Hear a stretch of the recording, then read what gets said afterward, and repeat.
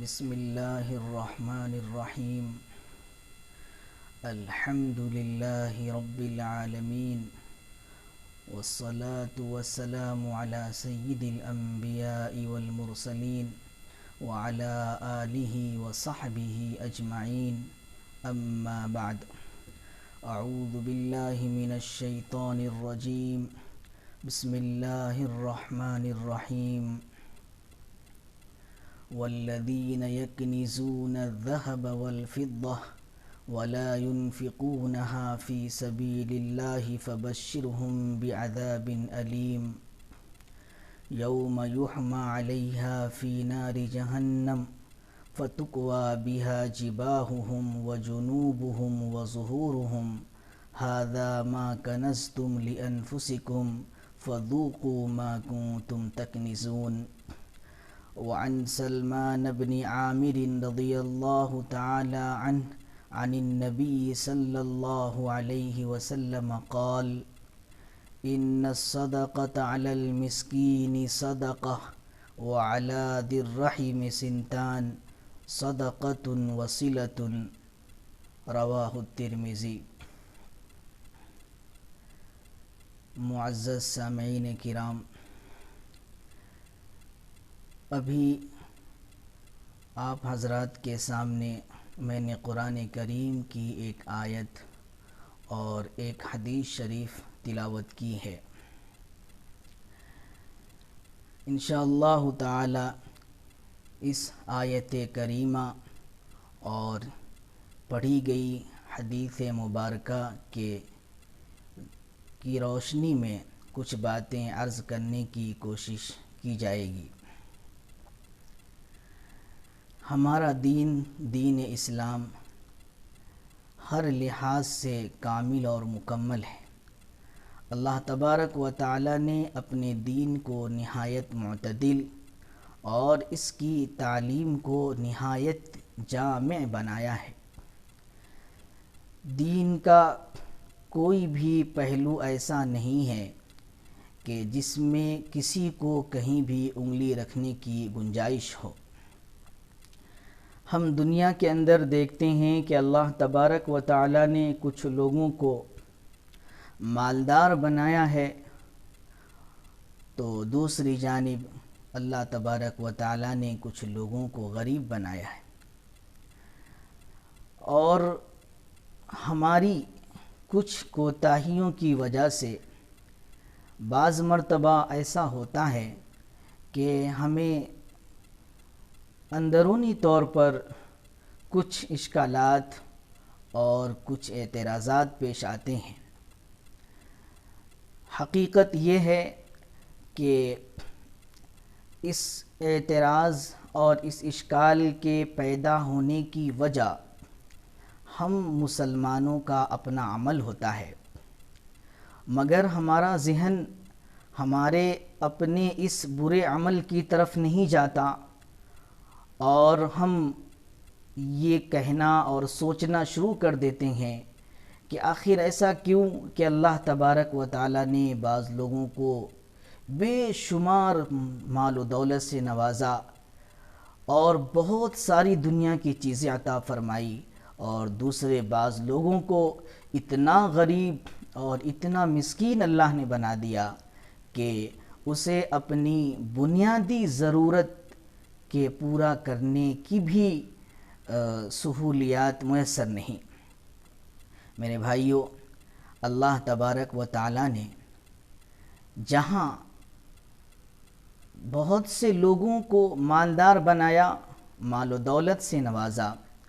تو وہیں دوسری جانب جن لوگوں کو غریب اور مسکین بنایا، غریب اور مسکین بنا کر انہیں یوں ہی نہیں چھوڑ دیا، بلکہ مالداروں کے مال میں اللہ تبارک و تعالی نے ان کا حق رکھا اور مالداروں کو ترغیب دی، اور کچھ واجبی حق ان کے مال میں رکھا اور کچھ نفلی حقوق بھی ان کے مال میں اللہ تبارک و تعالی نے رکھے. چنانچہ ارشاد باری ہے وَفِي أَمْوَالِهِمْ حَقٌّ مَّعْلُومٌ لِلسَّائِلِ وَالْمَحْرُومِ. اسی طرح مالداروں کے مال میں اللہ تبارک و تعالی نے فرض کے علاوہ نفلی حقوق بھی رکھے۔ جناب رسول اللہ صلی اللہ علیہ وسلم نے ارشاد فرمایا، ان فی المال لحقا سوى الزکاۃ، کہ زکوٰۃ کے علاوہ بھی مالداروں کے مال میں حق ہے۔ اللہ تبارک و تعالی نے مختلف مواقع پر انہیں اپنے مال میں سے خرچ کرنے کا حکم دیا ہے۔ اب جب ہم ان دونوں باتوں کو سامنے رکھیں گے کہ جہاں اللہ تبارک و تعالی نے کچھ لوگوں کو مال دیا، وہیں دوسری جانب جن لوگوں کو مال نہیں دیا ان کے حقوق ان لوگوں کے مال میں رکھ دیے کہ جن کو اللہ نے مال دیا اور ان پر خرچ کرنے کو کہا۔ جب مالدار اپنے مال کی زکوٰۃ صحیح طور پر ادا کریں گے اور ان کے مال میں اللہ تبارک و تعالی نے جو حقوق رکھے ہیں اگر وہ صحیح طور پر ادا کریں گے تو پھر ایسی کوئی اشکال کی بات سامنے نہیں آئے گی کہ ایک جانب تو مال ہی مال، دولت ہی دولت اور خوشیاں سہولتیں سب کچھ، اور دوسری جانب فقر ہے، تنگ دستی ہے، پریشانی ہے، یہ چیزیں نہیں رہے گی۔ لیکن کمی اور کمی جو ہے وہ یہ ہے کہ ہمارے یعنی مسلمانوں کے جو مالدار ہیں وہ اپنے مال کی زکوٰۃ صحیح طور پر نہیں ادا کرتے۔ اس بنا پر ہمارا جو غریبوں کا طبقہ ہے، ہمارے معاشرے میں جو غربا اور مساکین رہ رہے ہیں، ان کی ضرورتیں پوری نہیں ہو پاتی، ان کی پریشانیاں ختم نہیں ہو پاتی، مالداروں اور غریبوں کے درمیان توازن برقرار نہیں رہ پاتا، جو زکوٰۃ کی مشروعیت کا ایک خاص مقصد ہے کہ مالداروں اور غریبوں کے درمیان توازن ہو جائے۔ جہاں مالدار اپنی ساری ضرورتوں کو پوری کریں وہیں غریبوں کے گھر کا چولہا بھی جلتا رہے، تو یہ جو عدم توازن آج ہمیں نظر آ رہا ہے وہ صرف اور صرف ہم مالداروں کی کوتاہی اور ان کی اپنے مال میں سے صحیح طور پر زکوٰۃ ادا نہ کرنے کی وجہ سے۔ اس سلسلے میں مالداروں کو یہ بات ذہن میں رکھنی چاہیے کہ اللہ تبارک و تعالی نے زکوٰۃ نہ نکالنے والے کے بارے میں سخت وعید ذکر فرمائی ہے۔ جو آیت شریفہ میں نے تلاوت کی اس میں اللہ تبارک و تعالی فرماتے ہیں کہ وہ لوگ جو سونے اور چاندی کو اکٹھا کر کے رکھتے ہیں، جمع کر کے رکھتے ہیں، اس کی زکوٰۃ ادا نہیں کرتے، اللہ کے راستے میں خرچ نہیں کرتے، انہیں دردناک عذاب کی بشارت دے دی جائے۔ اور اللہ تبارک و تعالی آگے فرماتے ہیں کہ جب قیامت کا دن ہوگا تو زکوٰۃ ادا نہ کرنے والوں کو جو عذاب دیا جائے گا وہ اس طور پر کہ یہ سونا اور چاندی جس کو انہوں نے جمع کر کے رکھا اور اللہ کا حق ادا نہیں کیا، غریبوں اور مسکینوں پر خرچ نہیں کیا، تو اسی مال کو ایسا کر دیا جائے گا کہ اس مال کے ڈھیر لگا کر اس کو اکٹھا کر کے اس کے اوپر جہنم کی آگ کو دہکایا جائے گا۔ یہاں پر سمجھنے کی بات یہ ہے، قرآن کریم میں جو لفظ آیا ہے وہ ہے یوم یحمى علیہا فی نار جہنم۔ ایک تو یہ ہوتا ہے کہ کسی چیز کو گرم کرنے کے لیے ہم اسے آگ پر رکھتے ہیں، پانی گرم کرنا ہے اسے آگ پر رکھتے ہیں، دودھ گرم کرنا ہے اسے آگ پر رکھتے ہیں اور وہ گرم ہو جاتا۔ اور دوسری ایک صورت یہ ہوتی ہے کہ جس چیز کو گرم کرنا ہے اسے نیچے رکھ دیتے ہیں اور اس کے اوپر آگ دہکا دی جاتی ہے۔ پہلی صورت میں جب ہم گرم کریں گے کسی چیز کو یعنی آگ کے اوپر رکھ کر، تو ایسی صورت میں وہ چیز گرم ہوگی مگر اتنی زیادہ گرم نہیں ہوگی جتنی گرم اس صورت میں ہوگی جب چیز کو نیچے رکھ دیا جائے اور اس کے اوپر آگ دہکا دی جائے۔ اب اس جب آگ اوپر دہکا دی جائے گی، ایسی صورت میں اس چیز کے اندر بہت زیادہ گرمی پیدا ہو جائے گی، بہت زیادہ گرم ہو جائے گی وہ چیز۔ یہاں پر اللہ تبارک و تعالیٰ نے یہی فرمایا کہ یوم یحمى علیہا فی نار جہنم، کہ ان سونے اور چاندی اور خزانوں کے اوپر آگ دہکا دی جائے گی، اور پھر اس کے بعد جب یہ خزانے، یہ سونے اور چاندی بہت زیادہ گرم ہو جائیں گے تو پھر زیادہ عذاب سخت ہونے کے لیے زیادہ گرم کر کے ان کی پیشانیوں کو اور زکوٰۃ ادا نہ کرنے والے کے پہلو کو اور اسی طرح ان کی پشت کو داغا جائے گا۔ یہ قرآن کریم میں یہ سخت سزا سنائی گئی۔ اسی طرح سے قرآن کریم کی ایک دوسری آیت میں اللہ تبارک و تعالیٰ نے فرمایا وَلَا يَحْسَبَنَّ الَّذِينَ يَبْخَلُونَ بِمَا آتَاهُمُ اللَّهُ مِنْ فَضْلِهِ هُوَ خَيْرًا لَهُمْ بَلْ هُوَ شَرٌّ لَهُمْ، کہ جو لوگ اللہ تبارک و تعالیٰ کے دیے ہوئے مال میں بخل سے کام لیتے ہیں، اس کی زکوٰۃ ادا نہیں کرتے، وہ یہ نہ سمجھیں کہ ان کا یہ بخل کرنا ان کے لیے بہتر ہے، بلکہ یہ نہایت ہی بدتر ہے۔ سَيُطَوَّقُونَ مَا بَخِلُوا بِهِ يَوْمَ الْقِيَامَةِ، ہوگا کیا؟ آج جو مال کو اپنی چیز اور اپنی خالص چیز سمجھ رہے ہیں، اس میں کسی کا حق نہیں سمجھتے، آج جمع کر کے رکھ رہے ہیں، اس میں بخل سے کام لے رہے ہیں، اسی مال کا توق بنا کر ان کے گلے میں ڈال دیا جائے گا قیامت کے دن۔ ایک حدیث شریف کے اندر اس کی وضاحت آئی کہ مال کا توق کیسے بنا کر گلے میں ڈال دیا جائے گا۔ حدیث شریف میں ہے کہ انسان کا جو مال ہے، اس مال کو زہریلے سانپ کی شکل دے دی جائے گی، جس کے آنکھ کے اوپر 2 نقطے ہوں گے اور وہ سانپ گنجا ہوگا۔ یہ علامت ہوگی اس بات کی کہ یہ سانپ نہایت ہی زہریلا ہے، کیونکہ جو سانپ بہت زیادہ زہریلا ہوتا ہے اس کے بال سر کے اڑ گئے ہوتے ہیں، تو یہ گنجے سانپ کی شکل دے دی جائے گی اور وہ اس کے گلے میں لٹک جائے گا اور اس کی باچھوں کو پکڑ کر کھینچے گا اور کہے گا کہ میں ہوں تیرا مال، میں ہوں تیرا خزانہ جس کو تو جمع کر کے رکھتا۔ یہ وعیدیں ہیں۔ اس کے علاوہ بھی احادیث مبارکہ میں اور بہت ساری وعیدیں آئی ہیں زکوٰۃ کے ادا نہ کرنے پر، اس لیے اس وقت بس اس 2 آیت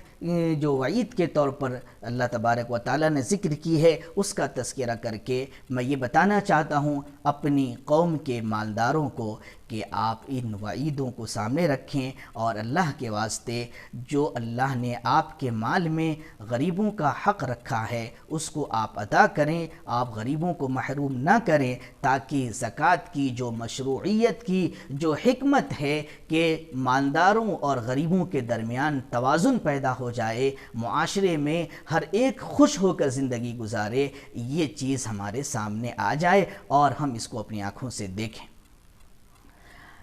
اب جب ہمیں زکوٰۃ ادا کرنی ہے تو اب دوسرا پہلو یہ ہے کہ ہم اپنی زکوٰۃ جب نکالیں تو زکوٰۃ کو ادا کس طرح کریں۔ دیکھیں، اللہ تبارک و تعالیٰ نے زکوٰۃ کے مصارف قرآن کریم میں 8 ذکر کیے ہیں۔ آپ ان 8 مصارف میں سے یعنی فقراء کو، مساکین کو، یا قرض دار کو، یا اسی طرح سے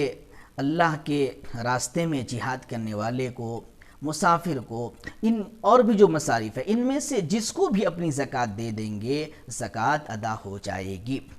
لیکن اس میں ہمیں خاص طور پر اس بات کو ملحوظ رکھنا ہے کہ ٹھیک ہے یہ سارے مصارف ہیں، اگر ہم اپنی زکوٰۃ اس میں صرف کریں گے تو ہماری زکوٰۃ ادا ہو جائے گی، لیکن پھر بھی ہمیں یہ ضرور سامنے رکھنا چاہیے کہ زیادہ بہتر اور زیادہ افضل کون سی جگہ ہے جہاں ہمیں اپنی زکوٰۃ صرف کرنی چاہیے۔ اور میری آج کی گفتگو کا خاص مقصد اسی بات کی طرف زیادہ توجہ دلانا ہے کہ ہم اپنی زکوٰۃ جب نکالیں اور زکوٰۃ کو جب ادا کریں تو اس کے لیے سب سے پہلے ہم اپنے قریبی رشتہ داروں کو تلاش کریں۔ ہمارے اگر قریبی رشتہ داروں میں کوئی محتاج ہے، مسکین ہے، حاجت مند ہے، تو دوسروں کے مقابلے میں ہم ان کو مقدم کریں اور ان کی ضرورتوں کو پوری کریں۔ لیکن اس میں بہت ایسا ہوتا ہے کہ لوگ اپنے مال کی زکوٰۃ دور دور جگہوں تک بھیجتے ہیں، مدارس میں بھیجتے ہیں اور دوسرے غرباء اور مساکین تک پہنچانے کی کوشش کرتے ہیں اور پہنچاتے ہیں، لیکن اپنے رشتہ داروں کا خیال نہیں کرتے۔ غور کرنے سے یہ بات سمجھ میں دو تین وجہ سمجھ میں آتی ہے کہ آخر لوگ اپنے مال کی زکوٰۃ دور دور تک تو بھیجتے ہیں، ادا کرتے ہیں، لیکن اپنے رشتہ داروں کو نظر انداز کیوں کر دیتے ہیں، ان پر کیوں خرچ نہیں کرتے؟ غور کرنے سے تین وجہ سمجھ میں آئی۔ ایک تو یہ کہ شاید لوگوں کو مسئلے کا علم نہ ہو، لوگ یہ سمجھتے ہوں کہ اپنی زکوٰۃ اپنے ہی لوگوں پر اگر ہم خرچ کر دیں گے تو شاید زکوٰۃ ادا نہیں ہوگی۔ ہو سکتا ہے کہ مسئلے کے علم کے نہ ہونے کی وجہ سے بھی لوگ ایسا کرتے ہوں۔ تو اس سلسلے میں یہ بات ذہن میں رکھیں کہ صرف 3 قسم کے لوگوں کو آپ زکوٰۃ نہیں دے سکتے۔ اپنے قریبی لوگوں میں صرف 3 قسم کے لوگ ایسے ہیں جن کو آپ زکوٰۃ نہیں دے سکتے۔ اپنے اصول کو نہیں دے سکتے، اپنے فروع کو نہیں دے سکتے، اور میاں بیوی ایک دوسرے کو نہیں دے سکتے۔ یہ جو لفظ میں نے استعمال کیا، اپنے اصول کو زکوٰۃ نہیں دے سکتے، یعنی انسان جس سے پیدا ہوا ہے، جیسے کہ ماں ہے، باپ ہے، دادا ہے، دادی ہے، پردادا ہے، پردادی ہے، اسی طرح سے نانی ہے، نانا ہے، اور اسی طرح سے فروع میں آ جائیے تو بیٹا ہے اور پوتا ہے، بیٹی ہے، پوتی ہے، نواسا ہے، نواسی ہے۔ یہ انسان کے جو اصول ہیں اور جو فروع ہیں ان کو زکوٰۃ نہیں دے سکتے۔ اس کے علاوہ اور شوہر بیوی کو اور بیوی شوہر کو زکوٰۃ نہیں دے سکتے۔ اس کے علاوہ باقی جو بھی رشتہ دار ہیں ان کو زکوٰۃ دے سکتے ہیں، اور آگے چل کے میں بتاؤں گا کہ ان کو زکوٰۃ کی رقم دینے میں زیادہ ثواب ہے۔ تو ایک وجہ تو اپنے ایسے رشتہ داروں کا خیال نہ کرنے کی جو سمجھ میں آتی ہے وہ یہ کہ مسئلے کا علم نہیں، اور دوسری وجہ بظاہر یہ سمجھ میں آتی ہے کہ شاید لوگ یہ سمجھتے ہیں کہ اپنوں کو زکوٰۃ دینے میں ثواب کم ہے، اس لیے بھی نہ دیتے ہوں۔ لیکن جیسا کہ ابھی میں نے عرض کیا کہ ایسی بات نہیں ہے۔ حدیث شریف جو میں نے خطبے کے اندر تلاوت کی اس میں جناب رسول اللہ صلی اللہ علیہ وسلم فرماتے ہیں کہ الصدقۃ علی المسکین صدقہ، صدقہ مسکین پر، غریب پر، محتاج پر تو محض ایک صدقہ ہے، یعنی ایک ہی صدقے کا ثواب، لیکن اپنے رشتہ داروں پر جو صدقہ کریں گے اس میں ڈبل ثواب ہے، صدقہ کا بھی ثواب ہے اور صلہ رحمی یعنی ان کے ساتھ اچھا برتاؤ کرنے کا بھی ثواب ہے۔ اس لیے اگر یہ بات ذہن میں ہو کہ اپنوں پر خرچ کرنے سے ثواب کم ملے گا تو یہ بات بھی ذہن سے نکال دیں، بلکہ اپنوں پر خرچ کرنے کا ثواب زیادہ ہے، 2 گنا ثواب ہے۔ اور تیسری وجہ اپنے رشتہ داروں میں زکوٰۃ کی رقم استعمال نہ کرنے کی بظاہر یہ سمجھ میں آتی ہے کہ لوگوں کو شاید یہ شرم آتی ہے کہ ہم اپنے لوگوں کو کیسے زکوٰۃ دیں، مثلا اپنے بھائی کو کیسے زکوٰۃ دیں، اپنی بہن کو کیسے زکوٰۃ دیں، اپنے چاچا اور اپنی پھوپھی کو کیسے زکوٰۃ دیں، اپنی خالہ اپنے ماموں کو کیسے زکوٰۃ دیں، ان کی اولاد کو ہم کیسے زکوٰۃ دیں، کیسا لگے گا، یہ کیا سمجھیں گے۔ ہو سکتا ہے کہ یہ سب چیزیں بھی انسان کے لیے مانع بن رہی ہوں۔ تو اس سلسلے میں آپ یاد رکھیں کہ حضرات فقہاء کرام رحمہم اللہ تعالی نے فقہ کے اندر یہ مسئلہ ذکر کیا ہے کہ جس کو زکوٰۃ دی جا رہی ہے یہ زکوٰۃ کی ادائیگی کے لیے یہ بتانا ضروری نہیں ہے کہ یہ زکوٰۃ کی رقم ہے۔ حتیٰ کہ یہاں تک کہ فقہ نے لکھا ہے کہ اگر آپ ہدیے کے نام سے دے دیے، آپ نے نیت کی ہے اپنے دل کے اندر کہ یہ زکوٰۃ کی رقم ہے، مگر جس کو دے رہے ہیں اس کو زکوٰۃ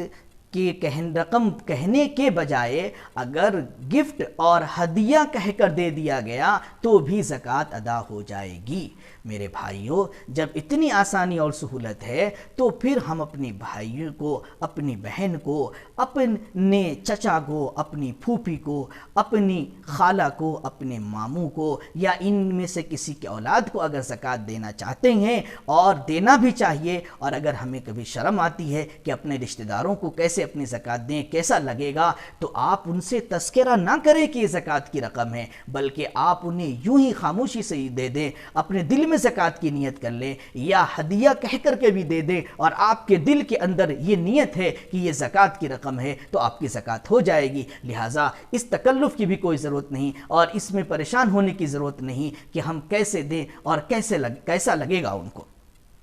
تو یہ بظاہر 3 وجہ سمجھ میں آئی کہ شاید یہ وجہ ہو سکتی ہے جس کی بنا پر لوگ اپنے رشتہ داروں کو زکوٰۃ نہیں دیا کرتے۔ خیر، یہ بات کلیئر ہو گئی آپ کے سامنے کہ اپنے رشتہ داروں کو ہی مقدم کرنا چاہیے، اور اگر مقدم نہیں کیا جا رہا ہے، کسی کے ذہن میں اگر یہ ساری باتیں تھی تو اس کو بھی حل کر دیا گیا کہ ایسی چیز ذہن میں نہ لائیں، بلکہ ان کو مقدم رکھیں، ان کو مقدم کرنے میں ثواب زیادہ ہے۔ اس کے علاوہ بھی اور دوسرے اپنے پڑوسی ہیں، اسی طرح سے دینی مدارس کے طلباء ہیں، یا اس طرح سے اور بھی کوئی بیمار قرض دار ہے، ایسے لوگوں کو بھی زکوٰۃ کی رقم دینے میں مقدم کرنا چاہیے۔ اسی طرح سے ایک طبقہ ایسا بھی ہے کہ جو زکوٰۃ کا بہت زیادہ مستحق ہوتا ہے، مگر اپنی شرافت نفسی کی بنا پر، اپنی خودداری اور غیرت کی بنا پر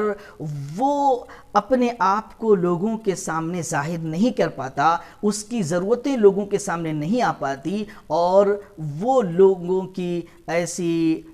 خیرات اور ایسی زکوٰۃ کی رقم سے وہ محروم ہو جاتا ہے۔ قرآن کریم میں بھی اس کو محروم ہی کے لفظ سے اللہ تبارک و تعالیٰ نے ذکر کیا، فرمایا وَفِي أَمْوَالِهِمْ حَقٌّ مَعْلُومٌ لِلسَّائِلِ وَالْمَحْرُومِ،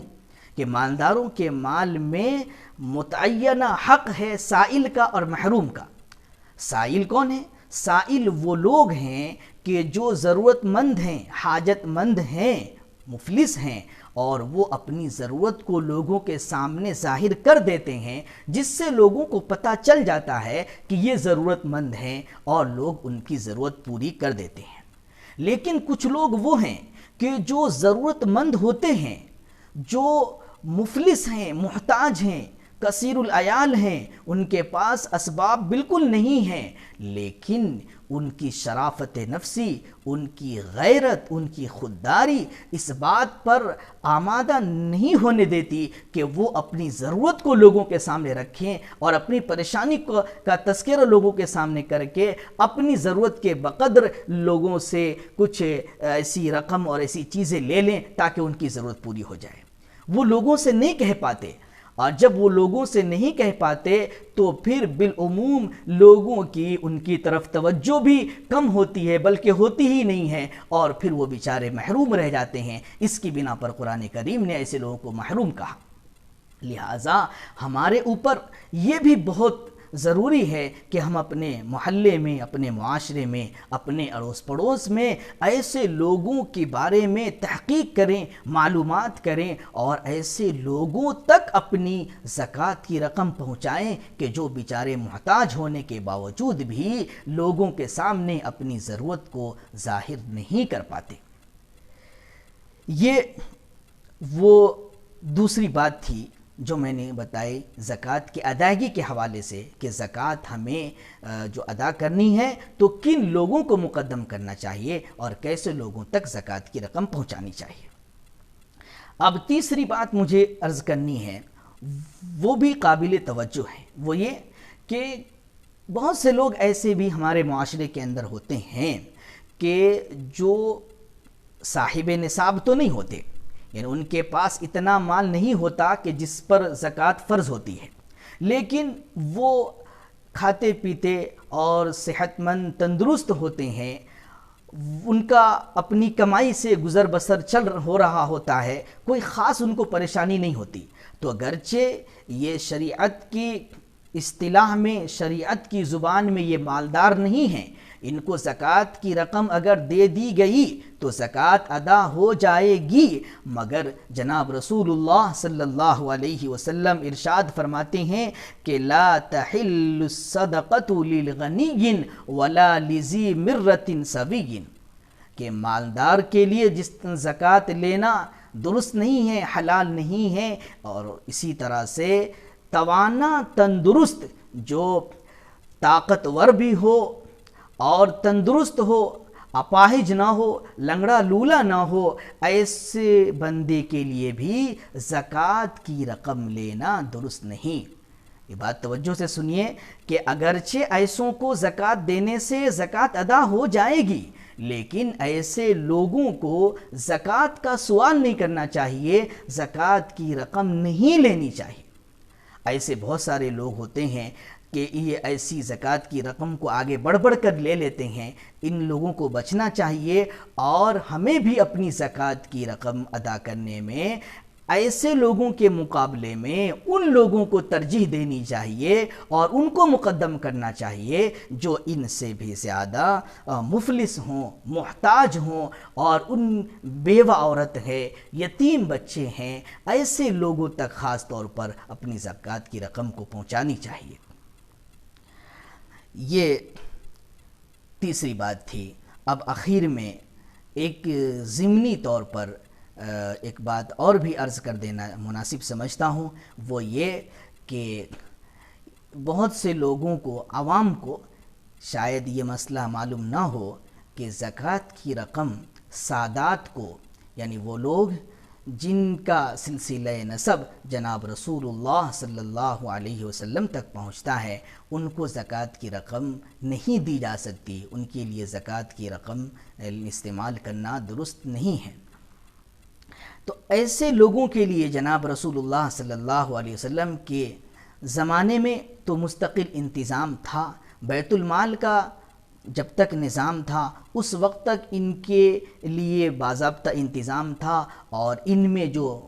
غرباء مساکین ہوا کرتے ہیں ان کی ضرورتیں پوری ہوا کرتی تھیں۔ لیکن اب جب کہ بیت المال کا نظام نہیں ہے تو ایسے وقت میں ظاہر ہے کہ جس طرح سے عام لوگوں میں مالدار اور غریب ہوا کرتے ہیں، سادات میں بھی مالدار ہوتے ہیں، غریب بھی ہوتے ہیں، تو اب وہ بیچارے جو غریب ہیں ان کی ضرورت کیسے پوری ہو؟ ظاہر ہے کہ زکوٰۃ کی رقم تو ان کو دی نہیں جا سکتی، اور ضرورت مند بہرحال وہ بھی ہیں، تو ایسے لوگوں کے لیے ہم مسلمانوں پر، خاص طور پر ہم مسلمانوں میں جو مالدار ہیں ان کے اوپر یہ بھی ضروری ہے کہ وہ ان سادات کا، جناب محمد الرسول اللہ صلی اللہ علیہ وسلم کے خاندان کی عظمت اور شرافت کے پیش نظر ہم ان کا بھی خیال کریں، اور اپنے مال میں سے زکوٰۃ کی رقم کے علاوہ دوسری رقوم سے ان حضرات کا خیال کریں، ان کی ضرورتوں کو پوری کریں، اور کیونکہ یہ حضرات نہ زکوٰۃ ان کو دی جا سکتی ہے،